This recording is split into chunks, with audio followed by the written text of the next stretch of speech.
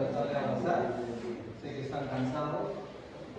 Especialmente el trabajo de parto y las distocias, y luego hacemos traumas, ¿no? Entonces, cuando hablamos de trabajo de parto y las distocias, nos referimos a tres factores muy importantes. Como ustedes saben, tenemos al producto, tenemos al canal del parto, al feto y a las contracciones uterinas, ¿no? Entonces, en cualquiera de ellos se puede distorsionar. Entonces, tenemos que evaluar, ¿no?, cada una de las variaciones, ¿no?, en el cual nosotros podemos determinar si el paciente está en trabajo de parto, ¿no?, y en algún momento pueda presentar un trabajo de parto disfuncional debido ya sea al motor, ya sea a las contracciones uterinas, ya sea a la intensidad o ya sea al descenso, o de repente es por la mala posición fetal, ¿no? Entonces, dentro de estas otras distocias tenemos características de tipo blandas, del tipo de útero, del tipo de anexos y del tipo ovulares, y de acuerdo a la líquido amniótico. ¿Qué quiere decir? Que las distocias del parto tienen que ver mucho, número uno, con la madre, ya sea el canal del parto, ya sea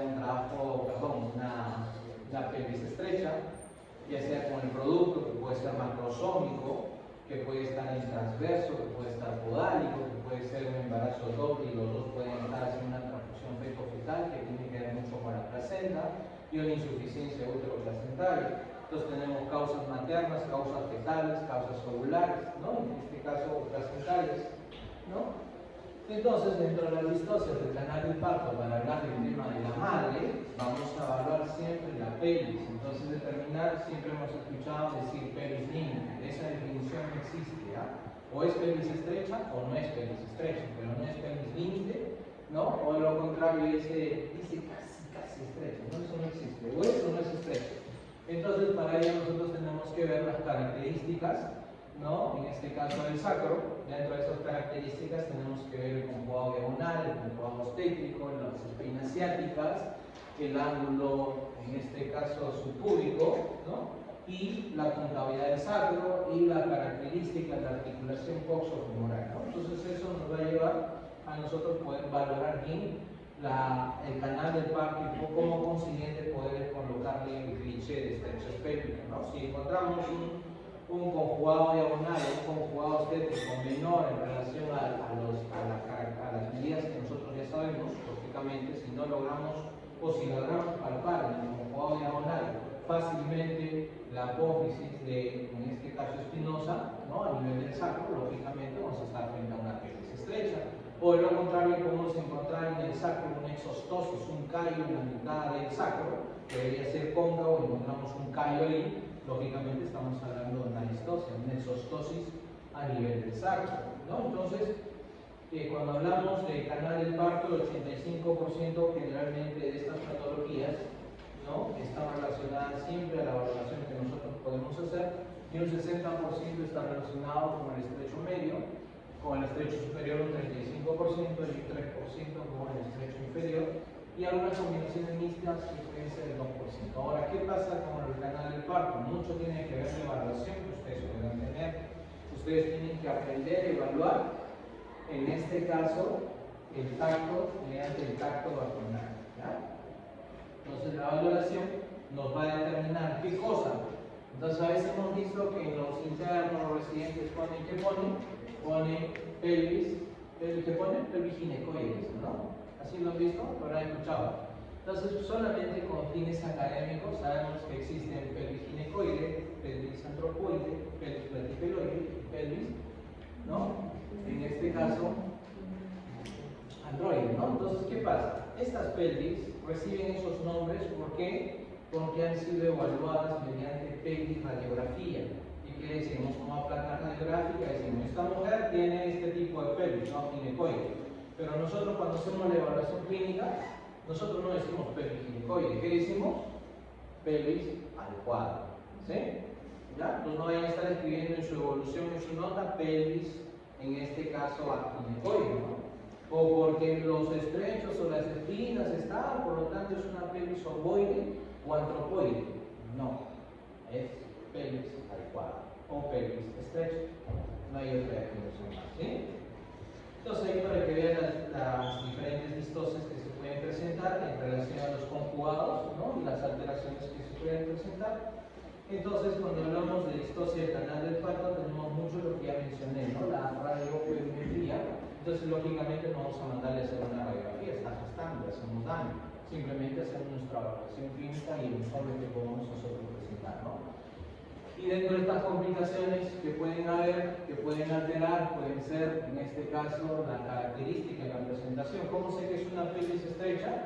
La presentación es alta, no encaja, ¿no? Porque hay algo que no le está permitiendo descender, ¿no? Entonces, ¿qué más tenemos? Anomalías en la presentación, en la disfunción uterina, o en este caso puede también presentarse una RPM que altera la posición fetal, ¿no? Y el prolapso del cordón, ¿no? Cuando se prolaxa el cordón, ¿no? Y está en trabajo de parto, recién ahí recibe el nombre de distosia funicular, ¿no? Entonces, varias veces hemos visto hasta ginecólogos cometer el error.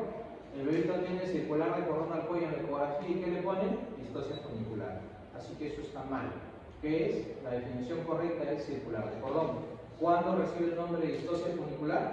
Cuando está en trabajo de parto y eso hace que jale el cordón y el bebito haga bradicardia. Recién hablamos de distosia funicular. Antes no hablamos de eso. ¿Sí?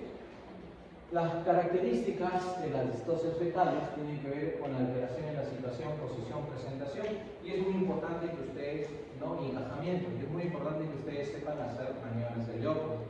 Entonces, las maniobras de Leopold, ustedes van a determinar si este paciente tiene o no tiene, está cefálico o no está cefálico. A veces nos da vergüenza porque hay obstetras con mucha experiencia ya de edad que no saben hacer maniobras de Leopold. Y están haciendo el control prenatal hasta las 38, 39 semanas y de pronto nos damos con la sorpresa que está podálico y en ese momento reciben como locas al hospital porque es un podálico y todo podálico tiene que operarse, ¿ya? Entonces eso también hay que tener en consideración, ¿no? Dentro de las distocias fetales tenemos en el tema de las características en la posición, presentación que ya mencionamos. Hay alteraciones en relación a la multiparidad, ¿no? Hay relación en este caso a algún problema que podría alterar en este caso el feto, ¿no? La prematuridad, los embarazos múltiples, la hidrocefalia, la anencefalia, ¿no? Todas esas características nos hacen distorsionar el feto. ¿Qué quiere decir? Que tenemos que terminar en cesárea, ¿ya? Los diagnósticos y los exámenes muy importantes para esto, uno de ellos, Leopold. Y otra cosa muy importante que nosotros tenemos que aprender a valorar, ¿cuál es? La frecuencia cardíaca fetal. ¿Qué pasa con un pacientito que está encefálico? La frecuencia cardíaca fetal lo voy a ver ¿dónde? Por debajo de la sínfisis del pubis. Perdón, por debajo de la cicatriz umbilical, entre la sínfisis del pubis y la cicatriz umbilical. Ahí voy a poner mi transductor, cuando está en trabajo de parto va a bajar. Pero si está en trabajo de parto, yo pongo mi traductor abajo y no escucho nada, y lo pongo acá arriba y recién escucho acá arriba, ¿qué me está diciendo? Clínicamente sé que está en podálico. O sea, tengo tres cosas: maniobras de Leopold, latidos cardíacos, ¿no? Altura de presentación fuera de pelvis, entonces el paciente está en podálico. ¿Sí? Entonces, clínicamente ya sé que es un podálico. Lógicamente, solamente teniendo que ver la ocultación, ¿no? Y hay que diferenciar la ocultación de la madre, la ocultación del feto y la ocultación de la placenta. Son tres sonidos totalmente distintos. Les digo esto porque nos ha pasado, no viene a las 4 de la mañana la obstetra como loca, gritando que el bebito está en bradicardia. ¿Por qué? Y todavía viene con su tarjeta de control. Entonces, la tarjeta de control dice 14 semanas o 16 semanas, ¿no? 16 semanas, sangrado vaginal y bradicardia fetal. Entonces, 16 semanas, 20 semanas, todavía no he hecho su control prenatal. ¿Saben qué era? Latido cardíaco en 90, bradicardia, sangrado vaginal y arturo uterina de 20 centímetros. ¿Qué es? ¿Alguien sabe? Sangrado vaginal, arturo uterina de 20 y latido 90. Bradicardia, dice. ¿Saben qué es? El latido era de la madre, es de la aorta, ¿no? En la bifurcación. El sangrado vaginal era porque un mioma grandote de 20 centímetros estaba sangrando y venía con su tarjeta de control prenatal. Entonces de ahí viene la importancia de que todos nuestros pacientes tengan que tener ecografía en el primer trimestre y en el último trimestre, en el tercer trimestre, ¿sí? Porque si no podemos estar haciendo controles prenatales a un mioma, ¿no? Sí, porque les parezca gracia, así es. ¿Ya? Entonces, cuando hablamos de distonsias en posición, presentación, tenemos la distosia del feto, tiene que ver mucho con las características. Acá tenemos un feto en longitudinal cefálico, en transverso y en oblicuo. Entonces, todos sabemos por literatura, por ciencia, por embriología, ¿no?, que los fetitos, el 95% son cefálicos y un 5% son podálicos. Entonces, dentro de ese 95% que son cefálicos, es por embriología pura. Para mi grupo que sí lo sabe, ¿no?, y para los que no lo saben, ¿qué pasa? ¿Cuál es la razón? La razón es que embriológicamente todos nosotros, al inicio, en el primer trimestre y en el segundo trimestre, ¿qué pasa con los bebitos? Son cabezones, ¿no? Son cabezones y su cuerpito es chiquito, ¿no? Entonces, ¿qué es lo que pasa? Dice la ley de Newton, la gravedad hace que la cabezota vaya hacia abajo. Por lo tanto, la mayoría de los fetitos, tanto en el primer y segundo trimestre, como son cabezones, la cabecita va hacia abajo. Y por lo tanto son cefálicos. Pero hay un porcentaje de un 3 o un 5% que son transversos, son oblicuos o son podálicos.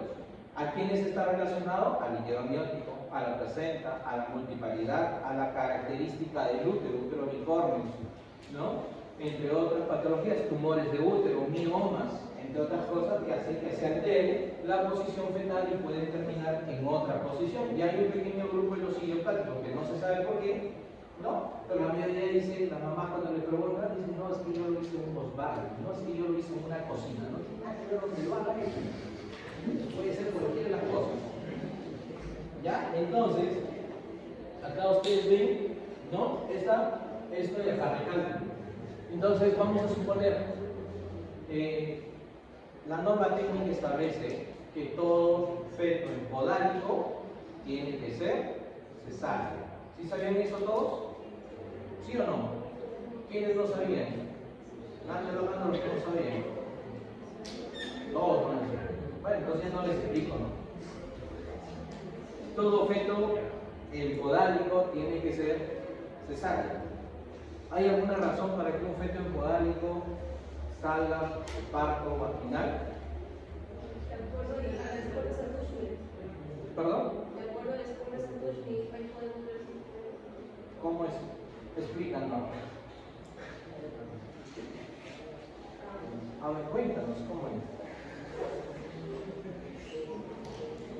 Es que esto de salud mide primero el peso del bebé, tiene que ser menos de 3,600.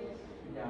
También mide se considera la pelvis ginecoide, Ya. que las membranas estén íntegras. Ya. Que sea la presentación de nalgas puras. Ya. ¿Qué más? Y también la paridad. Ya. Multípara. ¿Qué más? Y algo más importante.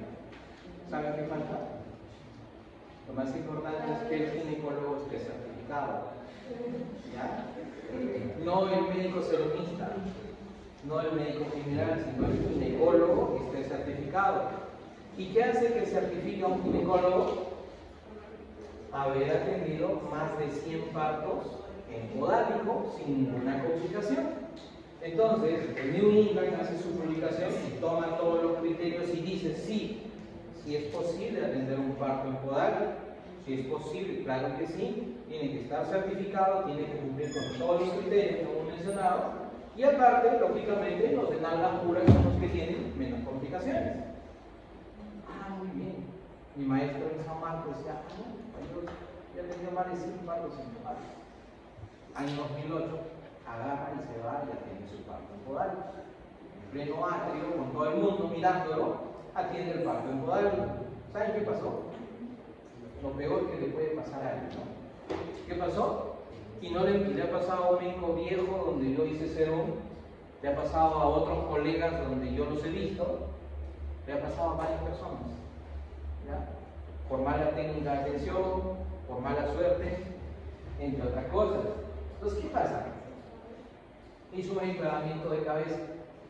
¿no? Un bebito venía bien, bacán, todo atendiendo, maniobra de macroas, maniobra de mariceos, maniobra de rojas, maniobra del periodo, maniobra de zinc, y todas las maniobras, y se le enclavó la cabeza. Se le atrapó. Error, ponerle oxitocina. Error, ponerle misoprostol. Error, que tiene que salir primero para que tú puedas colocar algún medicamento socolítico, una rosanarina. ¿Ya? Igual pasa en las inversiones uterinas, ¿sabes? Para los que van a ir a su según, lo peor que pueden encontrar, ustedes lo pueden denunciar por ginecología, o el resto no lo van a denunciar, ¿eh? Por ginecología sí lo van a denunciar. Pero que el bebé esté con todos con gripe, no, contar con cualquier cosa se cura. Y si no lo curas tú, lo cura la abuela, le das tallón que el bebé lo curó. ¿Ya? Pero la gestante, la hemorragia, la placenta previa, eso no lo cura nadie. Y lógicamente es negligencia. ¿Negligencia por qué? Porque ustedes sabiendo no hicieron una eclántica, que ustedes no le coloquen sulfato, no sepan la dosis de sulfato, que no sepan que tienen que colocarle vía, que tengan que colocarle sonda vesical, que tengan que manejar diuresis y que tengan que manejar volúmenes, eso no les va a perdonar fiscal. ¿Ya? La paciente se murió, ¿por qué? Negligencia, usted no supo, usted no es preparado, usted es médico, dice médico cirujano su título, porque no hizo eso. ¿Por qué me está atendiendo nalgas puras? Usted, ¿por qué no lo refirió si desde las pacientes tiene 10 controles, ¿por qué no lo refirió al hospital? ¿Qué van a decir? Es que los criterios, es que el New England, es que, ¿no? Sí, así lo vas a decir, no te preocupes, sí, entonces, ¿qué pasó? Se murió el bebito. Entonces, a raíz de eso, la norma técnica del Perú, no de otro país, sino del Perú, establece que todo parto empodálico tiene que ser cesárea. Salvo que el bebito venga en expulsivo con los pies afuera, ya no lo vas a meter, tienes que sacarlo, ¿no? Por abajo. Ya la de Dios, a la que salga, no es tu responsabilidad. ¿Por qué? Porque tú ya le has advertido que tiene que ser cesárea. Y ahí donde van a hacer sedum, las mujeres y la gente y los maridos son tercos, ¿ah? Son tercos, no te van a entender, no te van a comprender. Lo que tú le digas cesárea, dice, parece que le estás hablando del demonio. Entonces, todo paciente empodálico tiene que ser cesárea, salvo que venga en expulsivo, ¿correcto? ¿Ya? Ahí no vale que tiene que tener 5 hijos, que ya tuvo 5 hijos, que la vecina o que el parto anterior fue cefálico, nada. Ahí no pasa nada. Mientras todo vaya bien, todos felices. El día que se enclave, el día que se muere, el día que pase algo, ese día suena. Y ese día van a conocer todos los criterios, vas a ver la norma técnica del Perú, donde dice, ¿no? La norma técnica dice esto, ¿usted por qué hace otra cosa si la norma dice que tiene que ser cesárea?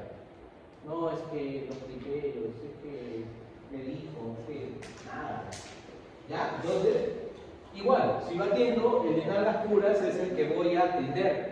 Y solamente, ya sé que han tenido una clase de podálico, pero solamente para recordarles que la primera maniobra para atención del parto en podálico, ¿cuál es? ¿Cuál es? ¿Cuál es? Mariceo. ¿Cuál es? ¿Quién da más? La primera maniobra es Macrover. Lo que trata el Macrover es llevar la pelvis a su máxima expresión. O sea, llevar las piernas levantadas en posición ginecológica a su máxima expresión para que el bebito apenas salga sin ningún problema. ¿Ya? De ahí aplican rojas, maniceros, brazos, todo lo que les guste, ¿no? ¿Ya? Entonces, esta es una otra técnica que se usa en España, ¿ya? En el cual trata de girar la posición del bebé y acomodarlo, pero lógicamente, ¿cuándo haces eso?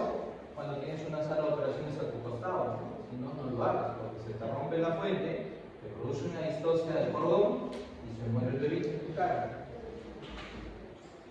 Acá están las diferentes maniobras, ¿no? Que ya habíamos mencionado. Tenemos la de maniobra de brazos, la de rojas, la de peyo, los maniceros, ¿no? Hay la de zinc también, pero lógicamente sobre toda esta está relacionada a la madre, la de Macrover que abre todo, ¿no? Entonces, eso es lo que ustedes tienen que aprender para cuando tengan que atender un parto empodálico, y en su segundo lo van a atender. Así que de repente algunos son piñosos y van a atenderlo. ¿Ya? Desde el internado, hay unos que son piñosos desde el internado. ¿Ya? Yo cuando era residente hace tiempo, en Lima llegó un chiclayano, un chiclayano era Pedro el muchacho, llegó a hacer su internado al Carrión.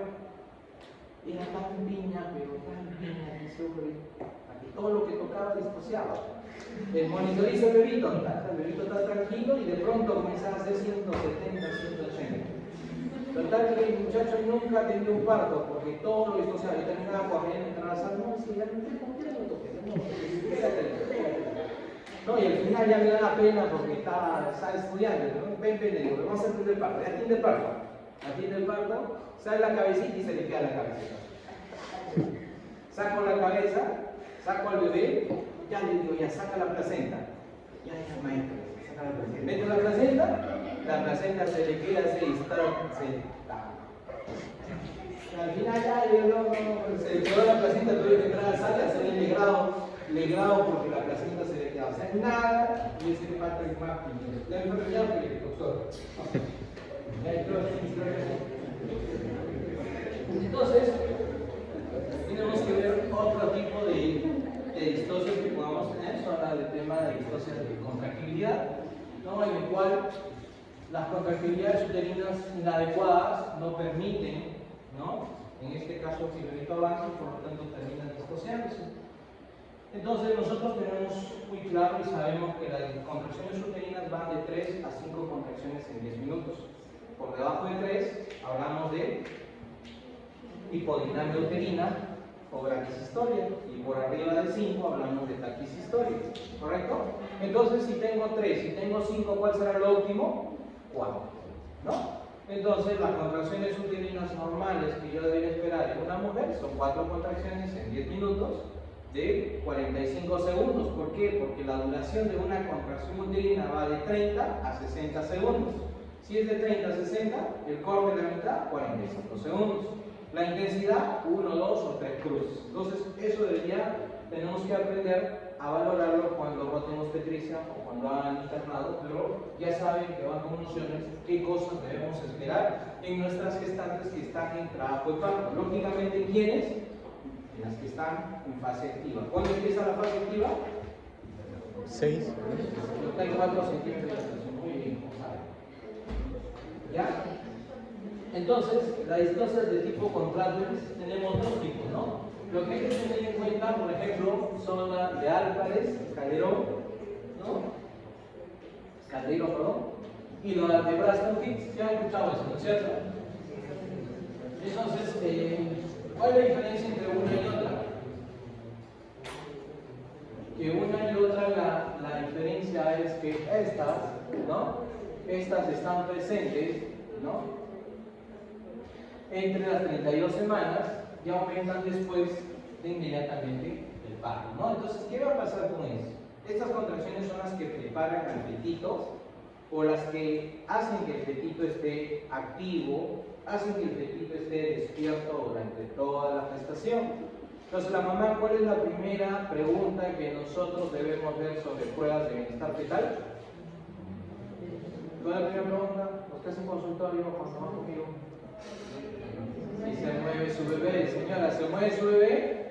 Sí, del todo se mueve como cancha, ¿no? Se mueve igualito a su papá, travieso, muy jodido, ¿no? Entonces, eso, mientras le digan eso, ustedes van a estar tranquilos.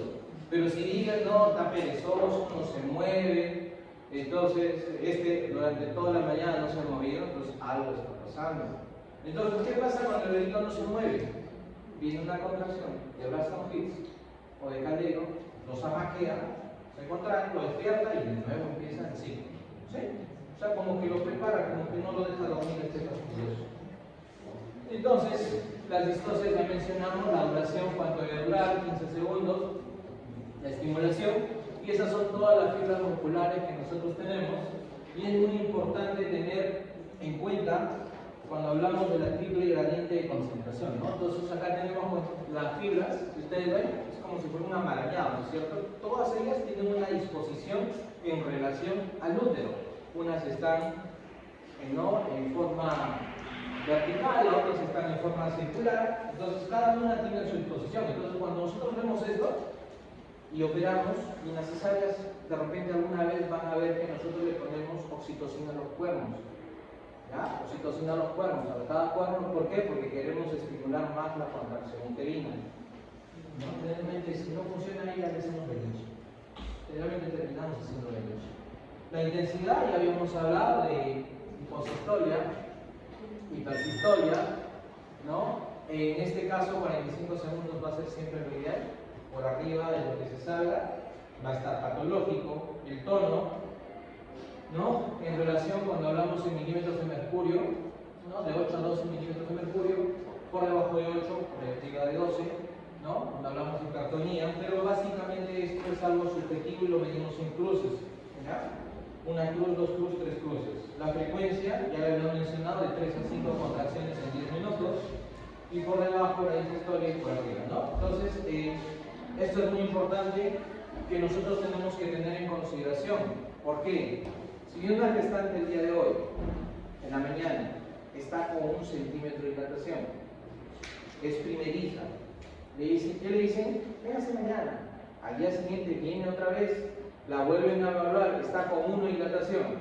¿Qué dicen? No, véngase mañana, y así la tienen, ¿no? Entonces, ¿está bien o está mal? Si evaluamos esto, está mal, ¿no es cierto?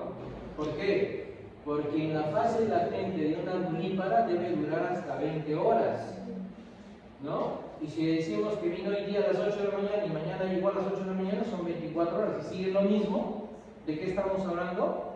De fase latente prolongada, ¿correcto? Entonces, es lo que pasa cuando nosotros vemos pacientes que hacen hemorragias o sangrados uterinos anormales posparto. ¿Por qué? Porque mucho tiempo el útero ha estado distendido, porque justamente pasa eso. Tengo uno, no vengas mañana, no vengas a las 2 horas, ¿no? Y así, ten 2 al día siguiente, ahí vamos 1 centímetro. Pero no, pues, si no avanza, algo está pasando. Entonces, hay que reconocer que la fase en los pacientes luríparas dura 20 horas y las multíparas dura 14 horas.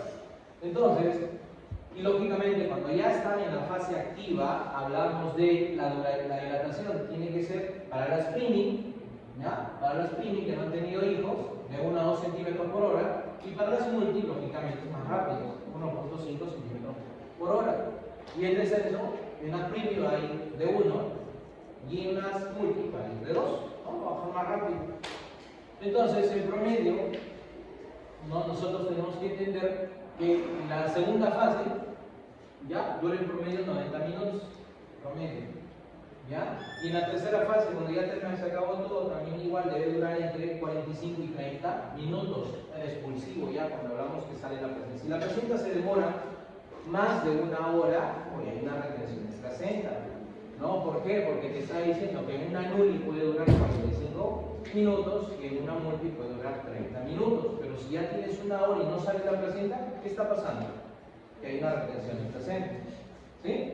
Entonces, eso es muy importante. Entonces, las complicaciones, según esto, podemos determinar que en los partos podemos encontrar partos prolongados o partos precipitados. ¿Cuándo decimos que es parto precipitado? Cuando va de la primera a la segunda fase en menos de 2 horas. Doctor, está con 4 y a la hora está dando a luz. ¿Qué quiere decir? Es un parto precipitado, ¿no? Y nos ha pasado, hemos visto varias veces, 1 hora, 2 horas, y ya están dando a luz. ¿Y qué pasó? No, si vino con 4, o algunas vienen con 3, y a las 3 horas están dando a luz, ¿no? Y los partos prolongados, en este caso, son los que demoran más, y hay que hacer una valoración del tono, de la frecuencia, de la intensidad. ¿Por qué? Porque necesito saber si voy a colocar oxitocina o no. Los pacientes con hipodinamia voy a colocarles oxitocina. 8 unidades de oxitocina, cada 15 minutos aumento 4 unidades, hasta llevar a 4 contracciones en 10 minutos. ¿Qué quiere decir? Si la paciente tenía una hipodinamia, tiene 2 contracciones en 15 minutos o en 10 minutos, yo te voy a colocar la oxitocina porque necesito llevar a 4 contracciones. Entonces, ¿cuánto le coloco? 8 unidades de oxitocina. No funciona con 8, le aumento 4 más.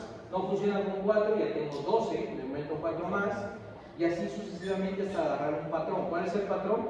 Que tenga que tener 4 contracciones en 10 minutos o 3 contracciones en 10 minutos, ¿no? Entonces, siempre hay que estar atento a esto. ¿Por qué? Porque la obstetra, como ve a Coca-Cola, le pone medio frasco, ¿no? Y el bebito, la paciente, comienza a hacer una taquicistolia terrible.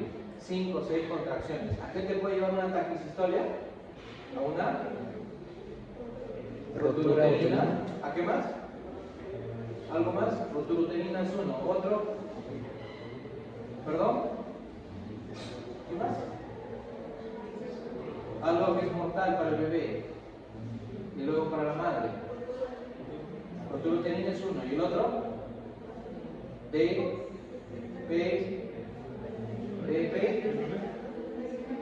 desprendimiento de placenta. ¿Ya? La placenta se desprende.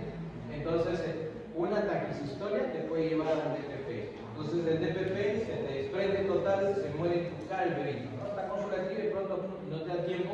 Y para entrar a sala, porque cuando entras a sala, por más rápido que entras, ya no tienes la placenta ya se desprendió, solamente salvas a la madre. Entonces, tengan mucho cuidado, porque si eso les pasa en el CERU, van a ser fusilados por toda la comunidad. ¿Ya? Muy bien, ¿alguna pregunta sobre distocias? ¿Quedó claro? ¿Sí? Si no. Y la otra.